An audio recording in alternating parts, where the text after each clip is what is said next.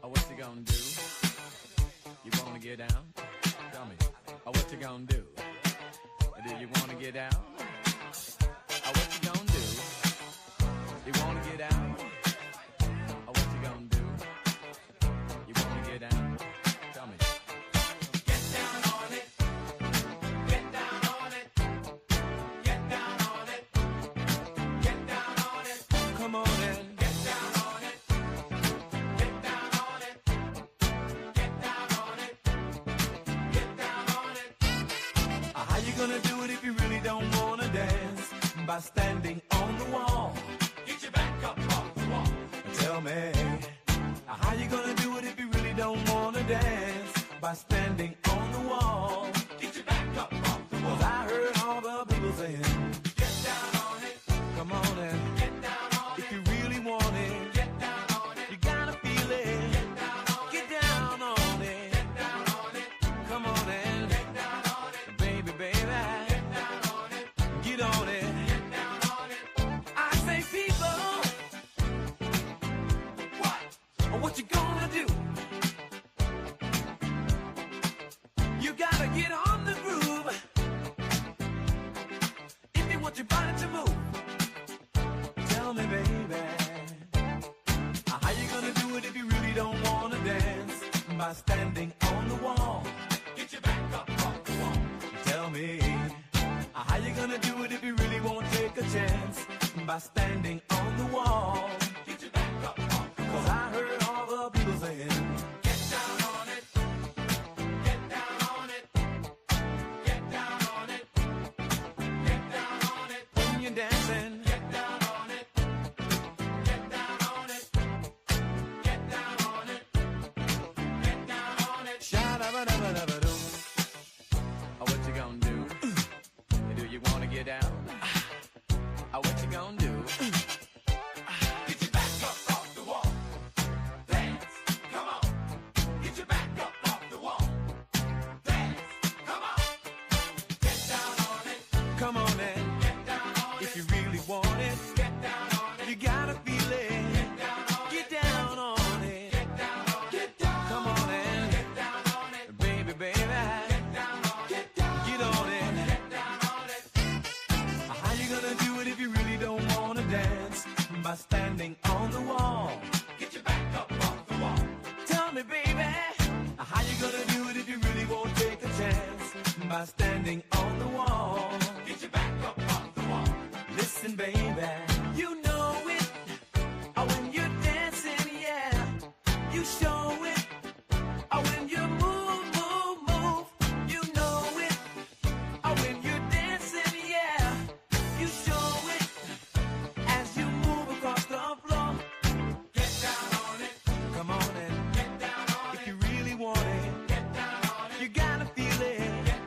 Get down on it. Get down on it. Get down on it. Come on and get down on it. Baby, baby. Get down on it. Get on it. Get down on it. Sha-da-ba-da-ba-da-ba-da. Oh, what you gonna do? Do you wanna get down? Oh, what you gonna do? Get your back up off the wall. Dance, come on. Get your back up off the wall. Dance, come on. Get down on it. Come on and get down on it. If you really want it, get down on it. You gotta feel it. Get down on it. Get down on it. Get down on it. Come on and get down on it. Get down on it. Get down on it. While you're dancing, get down on it. Get down on it. Get down on it. Get down on it. Oh, oh, oh, oh, yeah. Get down on it. You move me, baby, when you move. Get down on it. Get down on it. Get down on it. Get down on it. Get down on it. Get down on it. Get your back up off the wall.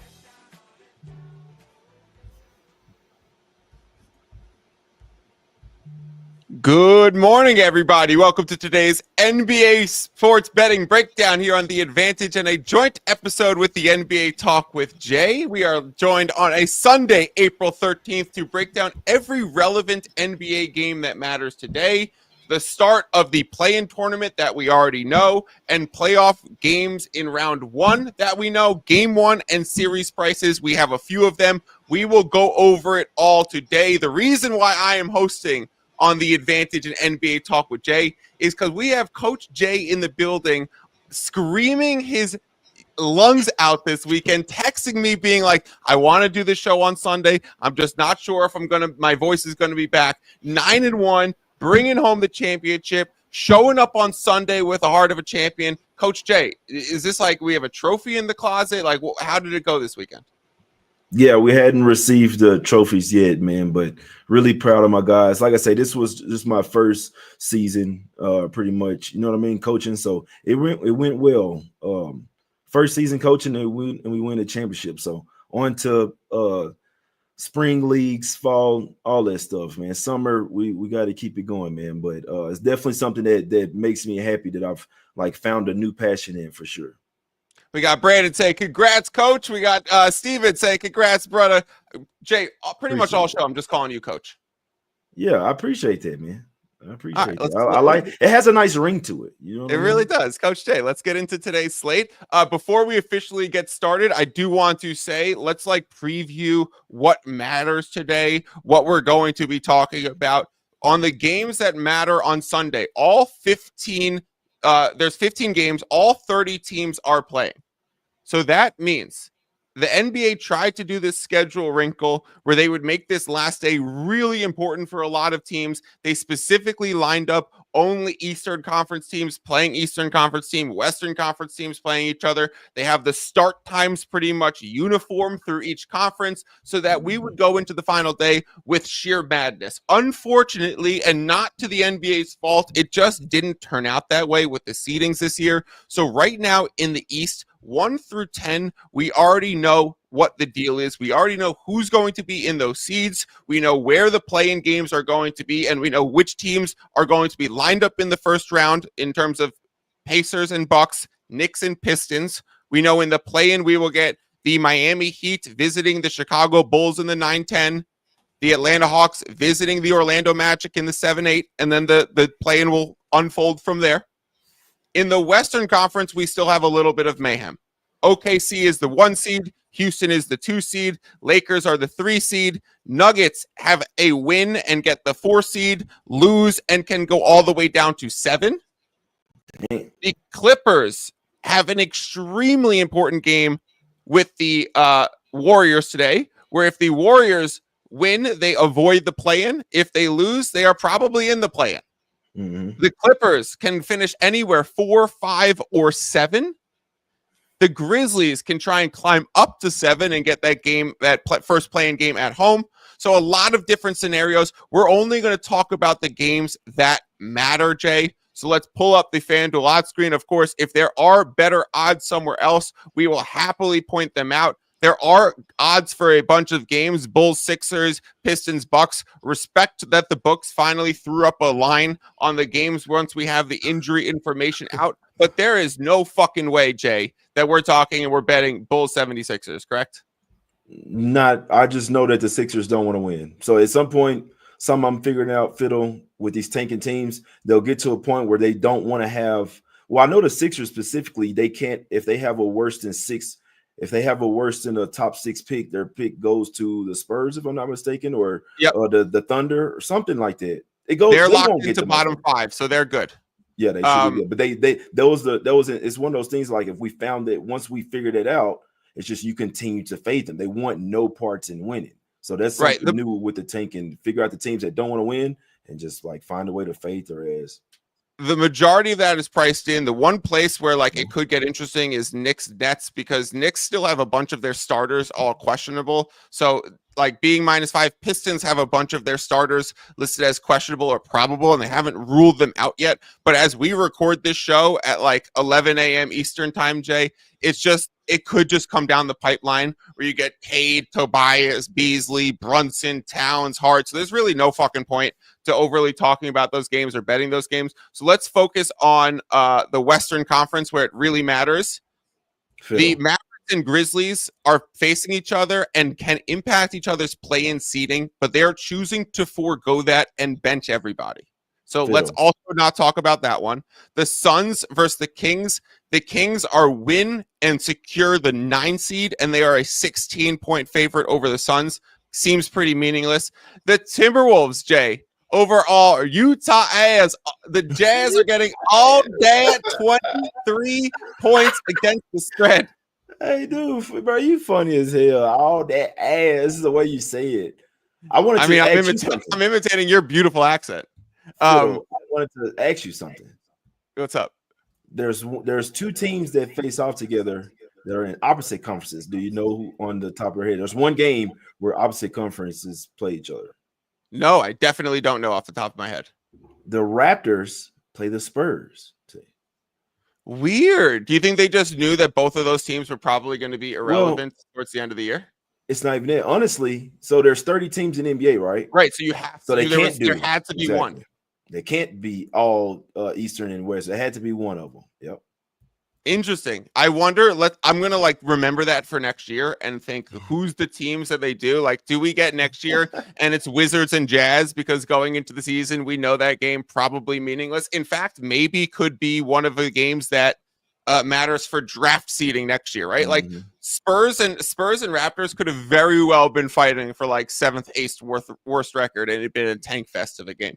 The Nuggets play the Houston Rockets. The Nuggets, if they win, they secure the 4 seed. Houston still hasn't ruled out their guys, but they're 9-point underdogs at home. The market thinks that information is coming. Okay, Jay, we have finally reached the point where we could talk about the game that actually matters. It is the Clippers visiting the Warriors. It is a spread here at Warriors -4. There is a stronger desperation angle here for the Golden State Warriors because if they win, they avoid the play-in. If they lose, they are in the play-in. Whereas for the Clippers, if they win, they are 4 or 5. If they lose, they're not necessarily 7 yet, but they could slip as far as 7. So it is a win and avoid for the Warriors and a potential less than extreme scenario for the Clippers. But for both of them, win and securely avoid the play-in tournament. We had the injury report unfold for this game. We had Steph Curry listed as questionable. He has been upgraded. He is going to play today. We have seen the line move from 2.5 to 4 this morning on the Warriors side. I think it is factoring Steph coming back. I think it is factoring in a little bit of Warriors having slightly more desperation angle here, Jay. But I'm all over Clippers in this spot. I actually played Clippers at 3.5. Would love them here at the 4. It's priced a little bit higher, -114. I'll check the best available odds in a second. But give me the Clippers in a game that matters significantly for both teams. And I just feel like top to bottom, very cohesive, strong defense, consistent half-court offense with Harden and Kawhi. And then most importantly, Zubac. Like what breaks down the Warriors is a big that can score in the paint. And so we've seen Towns do it. We've seen Jokic do it. And honestly, I think it's time on game 82 that we elevate Zubac to being like one of the elite scoring bigs in this league. So I like the Clippers +4, sprinkle on the money line in this spot. They were saying that they like Zubac over his 15.5 points. I'm just saying that's what I see people liking. And based on everything that you just said, it sounds like you agree as well. Fiddle, have you heard of something called have you heard of one of my hashtags, Conspiracy J? Oh, I well know Conspiracy J. What's the conspiracy here? Conspiracy J. So there's, it may not be a conspiracy, but there's rumblings that the NBA would want no part of a Lakers Warriors first round matchup. It's like they would rather them face off later in the playoffs if possible. It's just one of those teams getting kicked out immediately just wouldn't really be good for the NBA. Now, that doesn't mean that you know what I'm saying, that the Warriors are locked to lose this game and play in a play-in tournament. But there is like if you like the Clippers, there's plenty of things here. So obviously they've won 7 straight games, and they've won 6 straight versus the Warriors, and all 3 this season. So they've pretty much owned them. Like underdogs, favorites, it doesn't matter. At Golden State, first game of the season, 9-point underdogs. They beat them by 8. We didn't even know that the Clippers were going to be that good then, right? Didn't have Kawhi in it. So for whatever reason, Ty Lue knows how to play the Warriors. So you have that they have the good history versus them. 5-1 straight up, 6-0 straight up, 5-1 against the spread last 6. Even further, 8-2 straight up last 10 games. And then, like I said, there's just a small conspiracy floating around out there about people that think about shit. You know what I'm saying? Think about all type of scenarios, shit like me. And they would like to think that the NBA would profit a lot more if the Warriors were in that 7 seed. Obviously, you have Steph in the play-in tournament, and you would have them. If they win a 7, they would face up against the Rockets, which would obviously still sell plenty of tickets. But they're thinking, there's rumblings that they would not want a Warriors-Lakers, not in the first round. I hear you. If that were to happen, Warriors would fall into 7, right? They would let's say they win the 7-8 play-in game, right? Because maybe the refs are helping them out in that one. Conspiracy J would tack on, come back the second game on the Warriors. Okay, then they get the Rockets. The Warriors would be favored in that series. We have seen 2 recent matchups between Rockets and Warriors at post the Jimmy Butler trade. There was a back-to-back situation where the market priced all of the Warriors' big 3 is going to be out, and they ended up playing. And that game was in Houston, and the line closed Houston Rockets +1, and Warriors as a slight favorite in Houston. So we know with these iterations of the team, and the Warriors won that matchup, and then they were 6-point favorites or 7-point favorites at home recently, and despite the Rockets ending up winning in the most recent matchup between the two, the pricing of the game speaks more volumes than what the subsequent results of the games were. So the Warriors would be favorites in a series over the Rockets. The Lakers would be favorites in a series over, let's say, the Timberwolves in that instance, because the Clippers can't get the 6 seed. So it would be Nuggets or Timberwolves. Then you would have them face off in the second round. Yeah, I mean Nuggets Clippers. So I mean that's obviously a great matchup that would work out as well. But yeah, so you're saying Lakers and Warriors would face out in the second round if everything in the second round if that all held. I just think they would love that. There's too many caveats. There's too many caveats of like, what if the Warriors end up not making the playoffs altogether because they lose both play-in games? That wouldn't happen. I'd be very sad. I need the Warriors to make the playoffs. So I mean, and that's why I put a little something on the Clippers, but like it's almost like a hedge for me, because if the Warriors do win, I'll be happy that they're automatically in the playoffs and those tickets are cash. I mean, would it be perfect if the Warriors won this game by like 2 or 3? I'd like that. But I honestly, like, Conspiracy J is something I can't ignore. I think the Clippers win. I think the Warriors beat the Grizzlies game in the play-in, and you get a Warriors Rockets. I would say Conspiracy J lives on because historically he's been profitable. That's an absolute fact. Okay, so right now looking at the prices for this game, the best price to bet Clippers is +4.5 -115 at ESPN Bet. MGM has a -118 on that. The way that, I'm like a very analytically driven nerd who likes to do gambling and related to sports, but this is math above all. So there's a bunch of different +4s and +4.5s available for this Clippers versus Warriors game. If you're interested in taking the Clippers side, here's ranked in order the best ways to play this. The best line is -115 +4.5 at ESPN Bet. The second best line is +4 -108 at DraftKings. The third best line is +4.5 -118 at BetMGM. And then besides that, you could find a +4 -110 at a few other sports books. So if you're just looking at what are the values of cents relative to points, that would be the order at which the sports books you have. If you have ESPN Bet, you would prioritize that. Next, DraftKings. Next, MGM. Finally, any place else. Let's move on, Jay. I also think the Zubac angle is definitely sharp. I looked up the prop numbers. The board is consistently up to 16.5. FanDuel juicing the over at 16.5 to -125. DraftKings -115 on a 16.5. BetMGM -110 on a 16.5. So if you want to still play it, if you're listening and you didn't get a 15.5, you could consider stretching it out to a 16.5 if you have it reduced vig. I wouldn't go play the FanDuel -125. I wouldn't go chasing that high of a price, but MGM, DraftKings have it a little bit better. Jay, let's move on.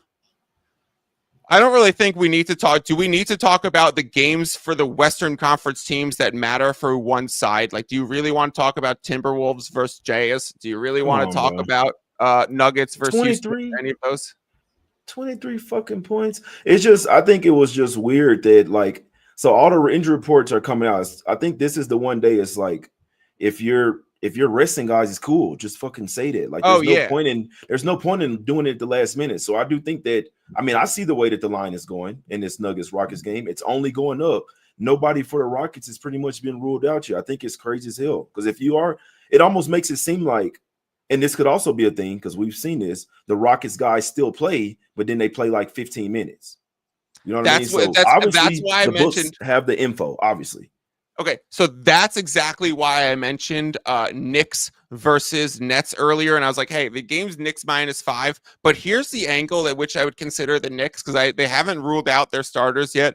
They are already locked into a 3-6 seed against the Pistons, and we'll talk about that in a second. But Bridges has that Iron Man streak where he's definitely going to play, and so 5 minutes. Is the best way to bet this New York Knicks versus Brooklyn Nets race to 10 points and take the Knicks like -180?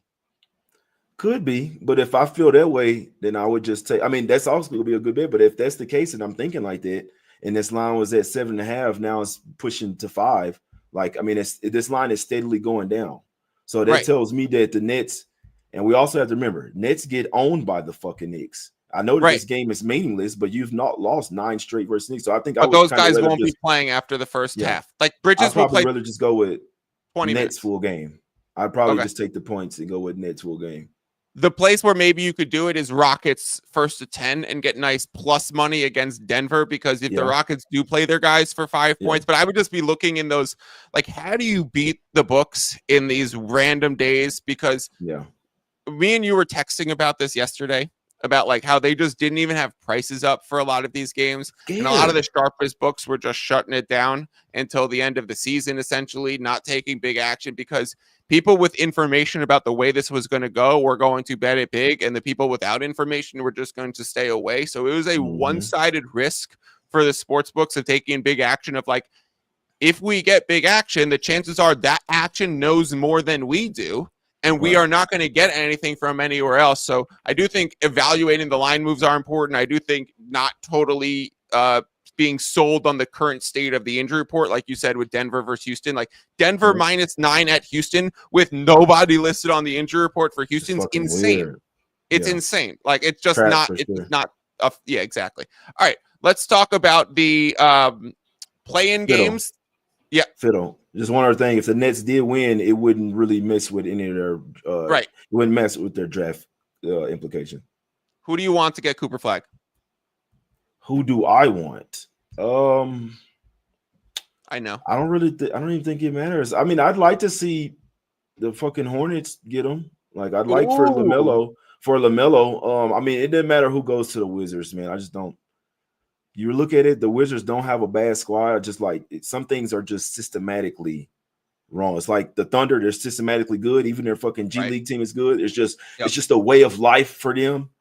It's kind of like the Wizards, man. It's like, it doesn't matter who goes there. You're not going to reach your full potential. So I'm hoping that that's not LaMelo Ball. I'm hoping that the Hornets can get back, and that, you know what I'm saying, like, free LaMelo, he can actually play with a good team trying to make the play in or something. So I'm hoping the Hornets. I actually think Hornets is a great one. I was going to say Brooklyn, because he would have that full control of that team, a good coach, a spotlight city, a year or two to make as many mistakes as possible, and then go from there. I think Wizards was decent. I really, really, really don't want it to be the 76ers. I really don't want it to be the Spurs. Like, I don't want any... The reason why the Spurs took off with Tim Duncan was because David Robinson was injured for a year, missed the whole season. They ended up getting a top, 1 pick, getting Tim Duncan, and then pairing the two, right? So it's like, please, let's not have that happen and get Flag and Wemby. I would really like to see them both individually take off and then kind of compete with each other. Then essentially probably bring down the ceiling on both of them if they were to play together. Yeah. I don't want to see anyone that just got a number 1 pick recently to get him again. So there's that. Shout out Cleveland, 3 and 4 years. Does Conspiracy Jay have thoughts about the NBA lottery? Is it real? Is it rigged? I think so. I mean, I don't care if it was ping pongs or whatever. They can choose what comes up. So, I mean, these days, man, I think it's, you know what I'm saying? These days they do what the hell they want to happen, bro. They don't care. Like, and most people aren't even going to try to peel back a different layer. Could this possibly even be fabricated, or, you know what I mean? Whatever, or fixed, or however you want to try to switch it. I don't even think people want to come to that realization. I know that I didn't for a while. And then there was just, after so many instances, it's like you, in my eyes, it's hard for you to like deny something happening so many different times. You know what I mean? At that point, you'd be insane to think that it's not. So for the things I've seen, I mean, come on, man, they're gonna do whatever the fuck they want. It's that simple. And nobody's gonna stop them. Let's move on and start talking about the play-in and playoff games. Like we said earlier, we know the Hawks and Magic, who play on Sunday in a completely meaningless game, will also take the court on Tuesday in the real 7-8 play-in game in Orlando. We know the Miami Heat are traveling to Chicago after a storm of a second half season after trading Zach LaVine for the Chicago Bulls. The Zombie Bulls, being a cover and win machine, end up taking the 9 seed when everyone expected them to fall into the Jazz and Pelicans territory and tank for flag. They end up exceeding expectations, increasing their standings position, and getting a home game in the United Center, which is the biggest arena in the NBA, Jay. So that at Chicago game for Heat Bulls is legitimately going to make a lot of money. And then we have the playoff game ones. We have Knicks Pistons, Pistons at the Knicks, a spread of 7, Bucks Pacers. We will go through all of them. Any thoughts, Hawks Magic, as we get started on this? I don't want the Magic land points. Like, I don't want to have to ask them to cover a spread, knowing that the Hawks have a better offense. I like Wagner. I like Banchero. Like Suggs even more. And I think this is one of those type of games where they could potentially, even though they went through a really bad spell, even though they played good without Suggs and then went through a really horrible spot, even when, like, they played better when Wagner or Banchero were out than they did when they both came back, which was scary. And then they flipped the switch again. Like, they're a great team, great defensive team. I think they're a lot better defensively than the Hawks, but today's NBA, you have to be able to shoot threes. You have to be able to score points in bunches. And I think the Hawks could do that.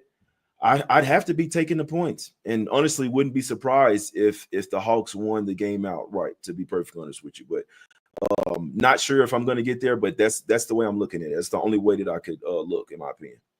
Line open for that game, Hawks plus 5.5. So we've definitely seen some of the first action come on the Atlanta Hawks. There's some 4.5s on the market as well. So definitely some sharp eyes there, Jay. Bet MGM down to 4.5. Bookmaker, which is a very sharp book, down to 4.5 as well on Hawks. I often track a lot of these sharp books and talk about it on my show, The Advantage, for a lot of these spots. And so, like, a market leader already bringing this down to 4.5, especially because we have asymmetric risk of injuries on today's games, which I don't think anyone important is going to play. But then the big money is going to start to come in. So them shading this number already towards the Hawks speaks volumes. I would only be considering a Hawks plus 5, a Hawks money line, and I would not be touching the total in this game. So Hawks are nothing as it stands there now. I have personally not played anything myself either. Heat versus Bulls, Jay. We have the Chicago Bulls as a 1-point favorite, a total at 223.5. Very little movement on the board for this game at all. The line opened here at FanDuel exactly where it is. There are some spots starting to move this towards Bulls minus 1.5. The VIG has increased on the Bulls a little bit. The total has started to move a little bit towards the under for this game. 223.5 was the line the whole time here at FanDuel. DraftKings was up to 224 and is down to 223.5. MGM is down to 222.5. Caesars down to 222.5. And Offshore's down to 222. So 1.5 of market discrepancy on the total is pretty actionable if you figure out the right direction. I would think it'd be an over spot. My model would tell me it's an over spot, but the early market signals would say high intensity playoff under spot. So probably nothing for me there, but I do think there's value if you figure it out. Chicago Bulls or Heat, any opinion or bets placed for you? Man, originally there were rumblings that I was hearing that the Heat might even be tanking, like to try and get a better draft pick, to try to come up with a package to get Kevin Durant, all this stuff. And then they start. This is amidst stuff. This is probably like the 7th game of the losing streak, right? And so they continue to lose. They lost. They had a 10-game losing streak, and they're still here. So it doesn't really matter what happened. And then they start to get hot and start to play well. So I came into this. All right, I'll just let me finish real quick. Or no, what do you think happened? Remember the Raptors were starting to get sneaky good for a little bit? Yeah. Like there was a stretch, like, and then they got Ingram, and they weren't even sure if Ingram was going to play. And like people at the All-Star break or trade deadline area were like taking Raptors win total overs at like 26.5 or whatever. I mean, like this team could be sneaky in the second half of the season. Yeah. The Raptors fell off, and the Raptors essentially locked in that 7th worst record and forced the Heat to be in a position where, hey, you guys are going to be in the play-in tournament. You are not going to be able to tank out of the play-in tournament. And then they were like, well, fuck, we might as well try and get a home game. Couldn't even do it. But I think it had a lot all they had to do was beat the Bulls. Yeah, exactly. I'm not gonna lie to you. So getting back to what I was saying, during that time when they were tanking, I was like, this could potentially be a heavy spot, like a 5-figure bet if the Heat make the play-in tournament, because I think that they're gonna lose. Like it's hard to fucking say it. And I couldn't even wrap my head around the Heat tanking on purpose, because I don't think they're the type of organization.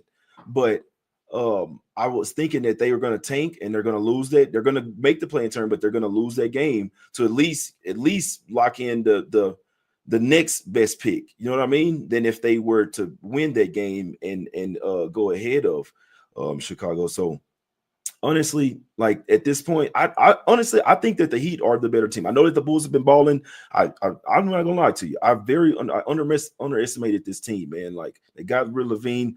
Giddey's been balling. Kobe White has definitely broke out of his slump. Still got Vucevic. Like they have a little team over there. I mean, they even have Buzelis. Like these guys can run and gun. And if you're not ready to face them, they can run your ass off the court. But I mean, coaching advantage, the Heat. I think they just got a few more dogs over there. Like when you come to trusting defense, if there's a 2-point game late in the fourth, I trust the Heat to get a stop, but you do trust the Bulls offensively more. So I think that the Heat, like if they want to win that game, they should beat the Bulls. Even with all this, they're beating the Bulls being better, playing better as of late, beating them in that game a few games ago in Chicago, all of that, which the Heat controlled the first quarter and second quarter, and just the second half they got ran off the floor. So the Heat can match up with these guys. They have some matchup advantages. Bam Adebayo, Khalil Ware. They got Wiggins back as well. They have Tyler Hero is going to be a problem. So if I had to bet it, I would take Heat. But I gotta sleep on it even more, because I know a few weeks ago I was like, I'm going heavy on the Heat to lose this fucking game, like betting it like I know the final score, like they're possibly gonna lose the game on purpose. But that late surge showed me, okay, they wanted to ball again. So I said all that to say Heat or nothing. Yeah, I actually think you're completely right. I think it's Heat or nothing. Model-wise, I have Heat as a slight favorite or like a pick'em. So to see 1.5 of potential value there, seeing the movement towards the under, as like I just said, books going from 224 to 222s on the market, just thinks that's going to be more of a Miami spot, a zone defense, a limit possession, a grinder. So you have the coaching advantage in Spoelstra over Billy Donovan, no brainer. You have so much more experience in a big game on the Heat side. I think that matters a lot. Exactly. You probably have the two best players in Bam and Tyler Hero are probably like, despite Chicago having a pretty good crew, like a overperforming role player set of guys that, and some of them are like low level stars, maybe in Kobe White or Vooch in his days, like big stats on a bad team. The Heat have the two best players, the best coach in the NBA, the playoff experience, the models, and the market movement that all supports it. Here's how I'm planning on playing it, because I agree. I was talking about Heat tank. I think we were talking about it on the side that it was pretty apparent in that mid-season February, March range. And it was just like this team potentially wants to lose because, listen, the Heat know they're not doing anything if they make the playoffs and they get the Cavs. That's and at the end of the day, they've been in this situation 6 to 10 to 20 years in a row where they make the playoffs and they have a deep run. It probably would be nice for the Heat guys to get a year off in terms of preparing for the playoffs when they know they really don't have a chance once they get there. So I thought we were seeing that come. Heat or nothing, but here's how I'm playing it, Jay. The number 1 is not a significant NBA number for betting purposes. It is the 13th most common outcome. It occurs less than 4% of the time. The line move in that area is worth 6 cents for half a point of movement.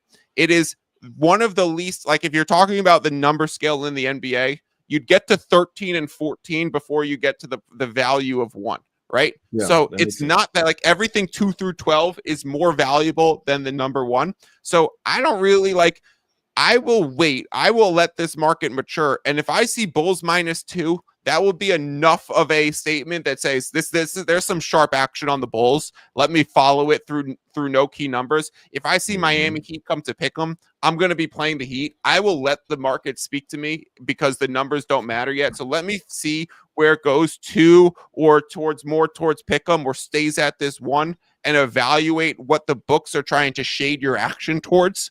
And I will put my action because sometimes your opinion doesn't matter. The numbers are what matters the most, but also like reading how to position yourself with the sports book. The only difference in doing that is like if I bet -106 in a side where I still position myself with the sports book. Look, Jay, I'm leaning for us. I see you. I'm leaning. Yeah, you got to get away. Yeah. Okay. So if I want to say one thing, then the book has +106. That's the last thing I was going to say. No, I want to say one thing. I think the total is telling us what side is the right side. If it's the Bulls, the total is north of 230. Even if it's a play-in tournament game, just the way that they play. If this was a Bulls, is not going to 222. You're right, and it's just crazy because like the Bulls are the favorite. But if you really, I mean, home court advantage doesn't really fucking matter in this type of game. I do think it will, but home court advantage doesn't really matter. But like really, if you still bake that in, that's still the Heat favored on a neutral. You know what I mean? So I don't really care about home court advantage, but I think the total alone, and it, like you said, it's going down. Like Bulls games when they play well don't get steamed to the under. It's just not the way that's not the way they play. They run teams off the floor, put up 120 points on your ass or 130 or 140. Like that's what they do.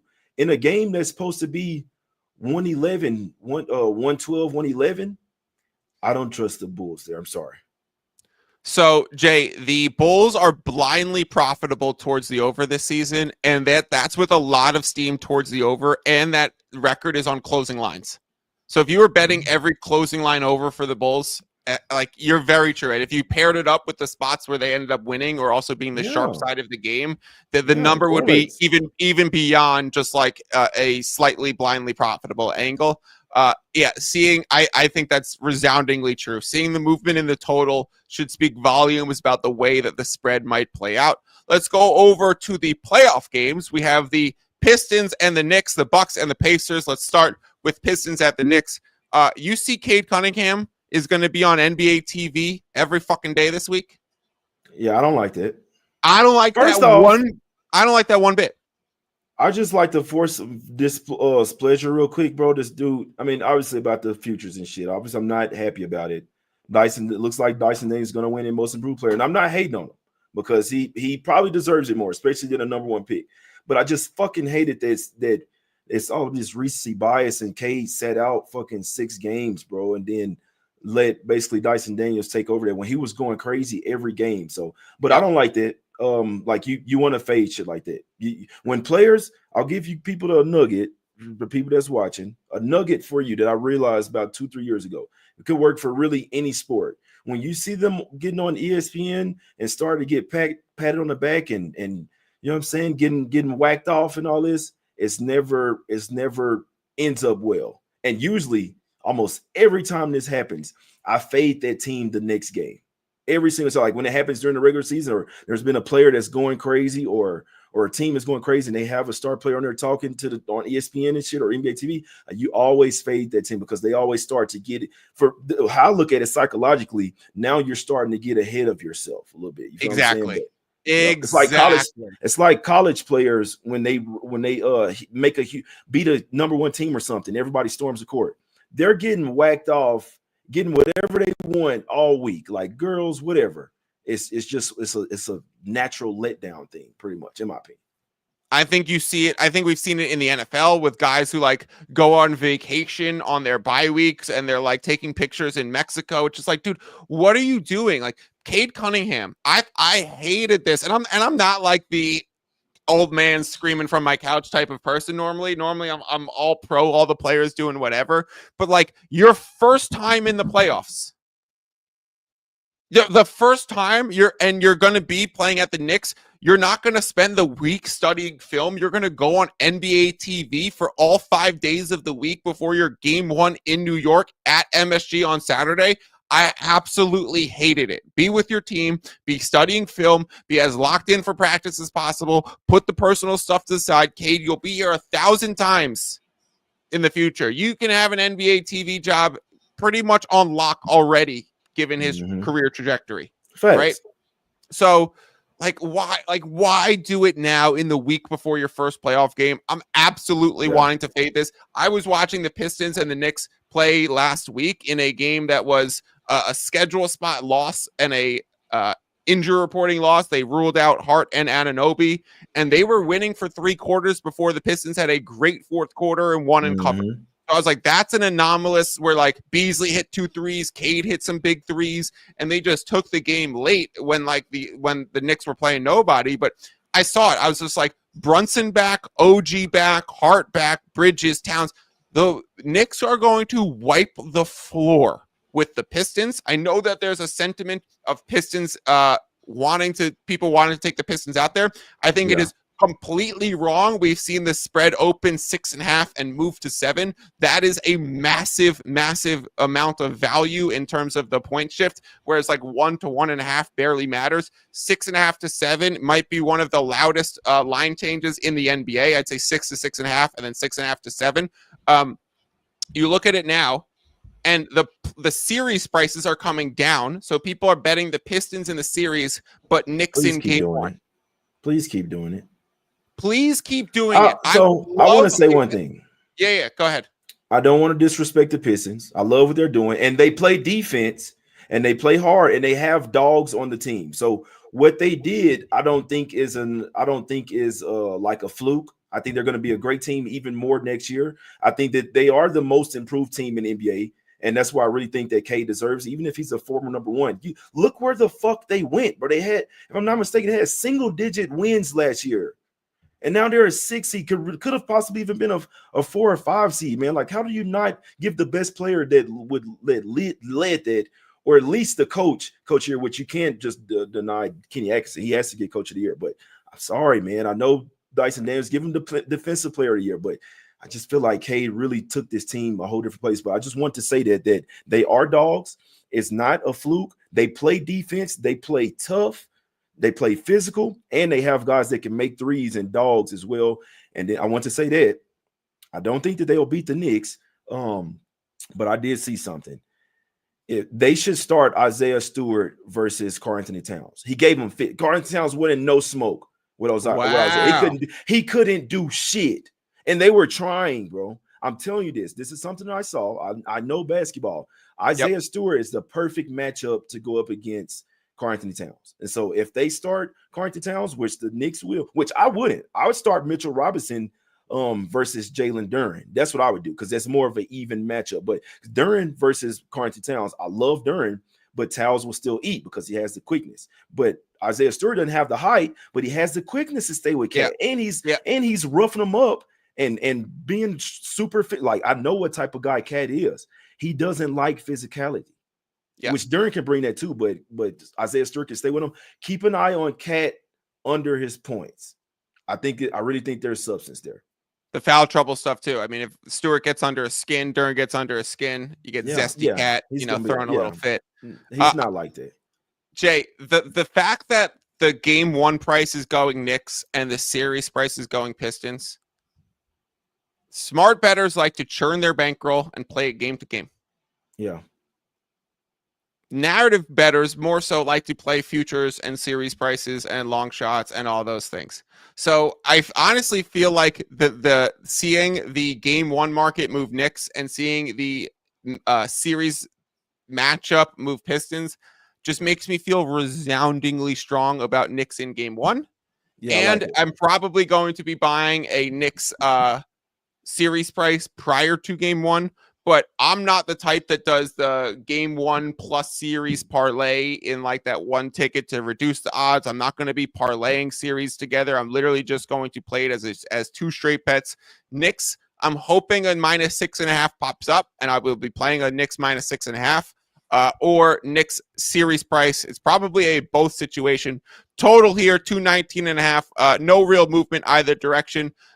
Jay, same thing for Pacers Bucks. No real movement on the board here for that matchup. 4.5 since the open here. I know that the series was Pacers close to -170. We're out to Pacers -180. You see the box right up a little red. So it's a little bit of steam on Indiana. Any thoughts, Pacers Bucks series? I'm not gonna lie, bro. I gotta get there. The sites that I like to look at stuff, I can't even see the history. I believe the Bucks have beaten them 3 out of 4 times this season. Obviously, instinctively, I think that the Bucks can hang with the Pacers. Pacers are just a different type of team because they hadn't shown us that the offensive height or ceiling wasn't there this year. But like I feel like they have guys that can defensively match up with the Bucks. So and obviously not having Dame. I'll be honest, Bucks having Dame, I'd be taking the Bucks to win this series for sure, especially after last year and all of that shit. But without Dame, it changes a lot. I like them going to get Kevin Porter Jr.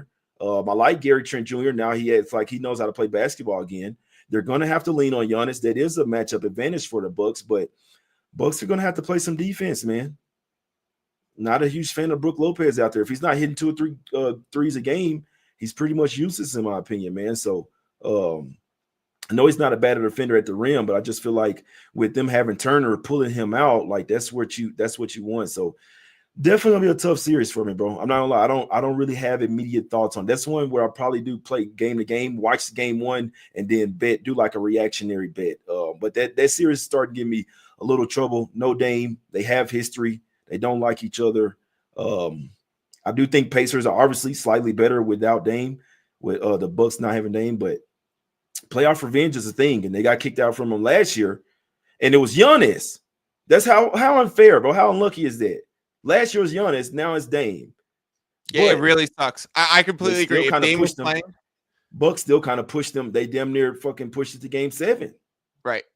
Yep. If Dame were playing, Middleton was key in that series. If Dame were playing, I would have already bet Bucks game 1 and Kuzma. Series.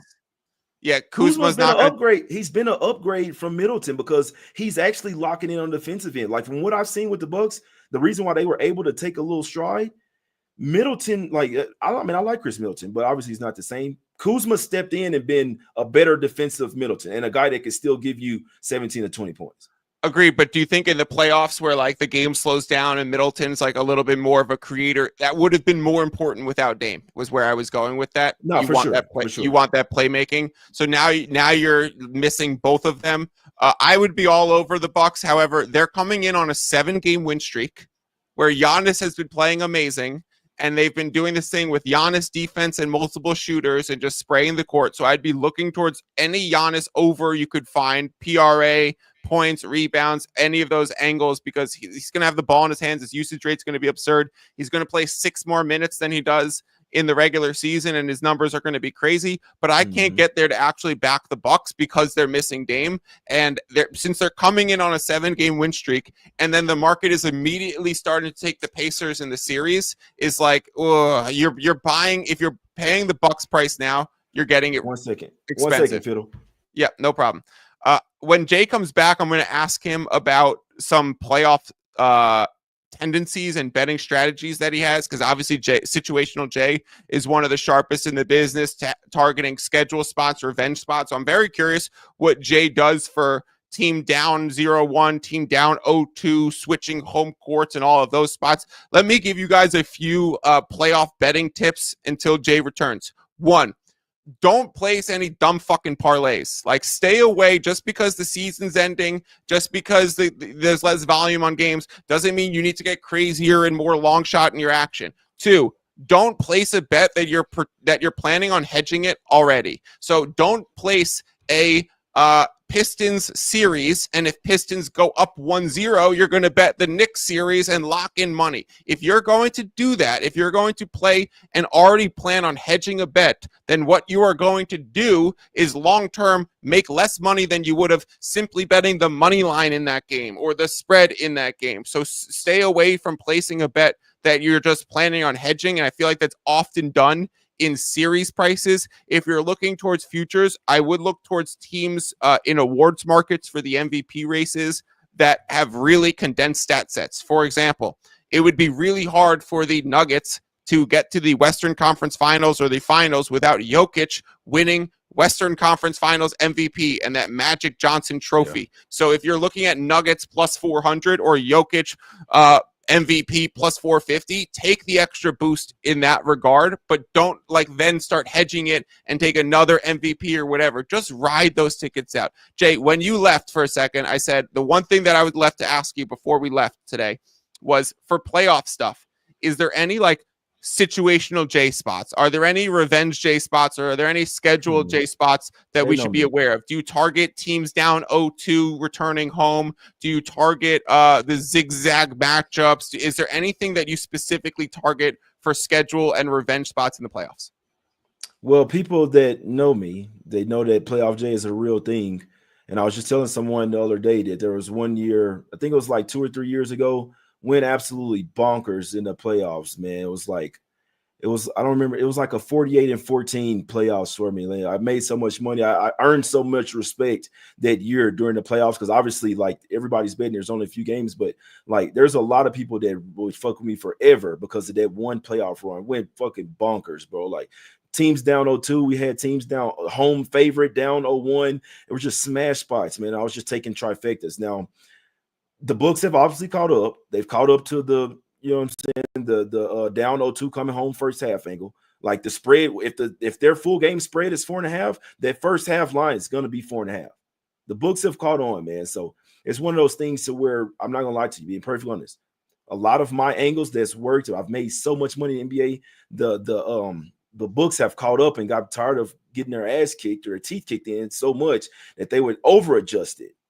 So it's a little bit unfair. A lot of my angles are priced out, but still, team down 0-2 is it's always going to be an automatic bet for me. It's just something. The motivation doesn't get higher than that. So I would say home favorite losing. It's like if the Pacers lost game 1 to the Bucks, we'd be all over them game 2 immediately.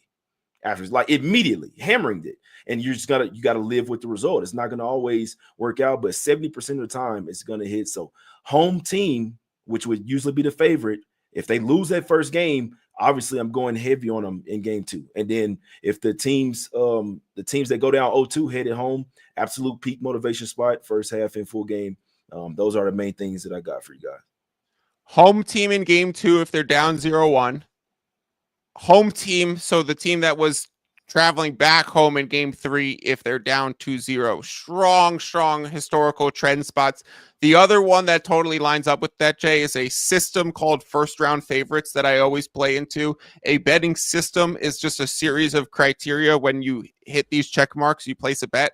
So in the NBA playoffs, if you have a 1 or 2 seed in the first round of the playoffs and the spread is -4 or greater, so if OKC, whoever they play, and the spread's -9.5 in game 1 or game 2, it's going to qualify. If they're on the road and it's -7.5 in game 3 and they're at, the Kings, it's going to qualify. I will be on OKC, probably ATS, every single game considering this system, and I will replicate it for 1 and 2 seeds. So Celtics, Cavaliers, Houston. If Houston ever finds themselves as a -4 or greater, I will be playing it. And same thing with OKC. So that is a first round betting system that is like 62% ATS over the last 20 years, a 19% ROI, is blindly profitable the last 3 years in a row. It's something that I've consistently played into and talked about. I will be doing it again. The whole concept of it, Jay, is that a team that won 1 or 2 seed is so much better than the teams that show up in 7 or 8 by the time you get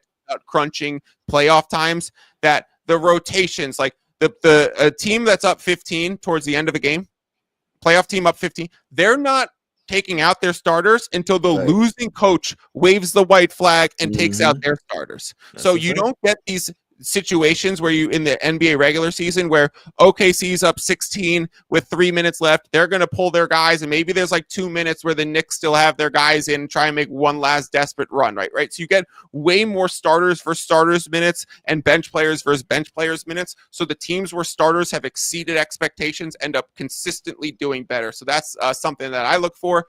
Let's get out of here, Jay. We went over Sunday games that matter, the play-in games that we have prices for, the playoff games that we have prices for. We like the Clippers. We like the Knicks in game 1 and the series. Potentially the Miami Heat in the play-in game. Anything else that I'm missing? Zubac over points on the Sunday afternoon game against the Warriors. Anything that I'm missing? Slight lean to Hawks, and the Hawks plus the 5 versus the Magic in their play-in. Not all the way there. I hate that I'm coming on here saying lean, but like if I was betting the Hawks, I hadn't got there yet, but I feel a lot stronger about that one than Heat Bulls. So I would say Hawks plus 5 or nothing for me.